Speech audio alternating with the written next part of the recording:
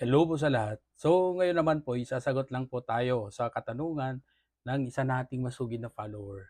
So, ang tanong po niya is eto, Sir, what if nagkasagutan yung empleyado at manager tapos tinanggal yung empleyado, babayaran po ba siya? So, in short, gusto lang nating liwanagin itong katanungan niya. So, ang tinatanong niya is that what if nagkasagutan yung empleyado at manager tapos tinanggal yung empleyado? So, babayaran ba siya ng kumpanya yung empleyado na to or pwede ba ring matanggal yung manager?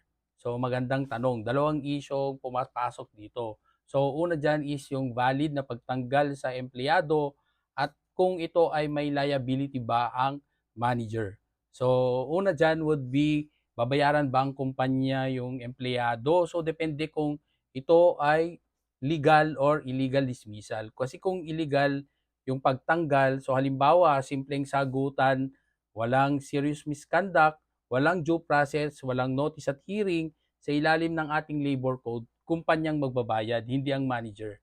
So yung entitlement ng empleyado dito would be back wages at yung tinatawag din nating reinstatement or balik sa trabaho or yung tinatawag nating separation pay. So paano naman kung legal ang pagtanggal? So kung legal yan, yung pagtanggal sa kanya, dahil merong halimbawa may pambabastos, may pagmumura o pananakot, or may tahasang pagsuway or insubordination at nagkaroon ng due process kasi merong two notice in-apply yung two notice rule or there was two notices plus hearing. So ang resulta that would constitute a valid dismissal at walang separation pay pero may final pay pa rin ha. So alalahanin, separation pay ang wala pero may final pay pa rin.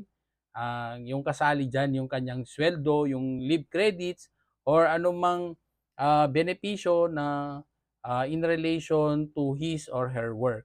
So, next question would be yung pwede bang matanggal din ang manager na sumigaw or ano yun, yun, kinasagutan ng empleyado.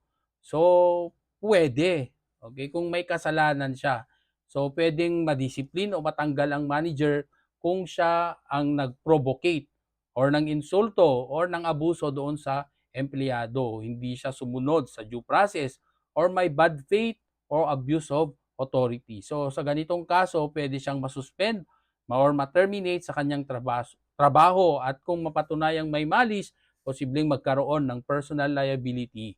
So, pangalawa is hindi agad matatanggal kung ginampanan lang niya ang kanyang trabaho kasi nagdisiplina lang naman siya ng maayos or may valid ground laban sa empleyado. So, Attorney Kid Castro po, panatag ang loob ng taong may alam. Hanggang sa muli.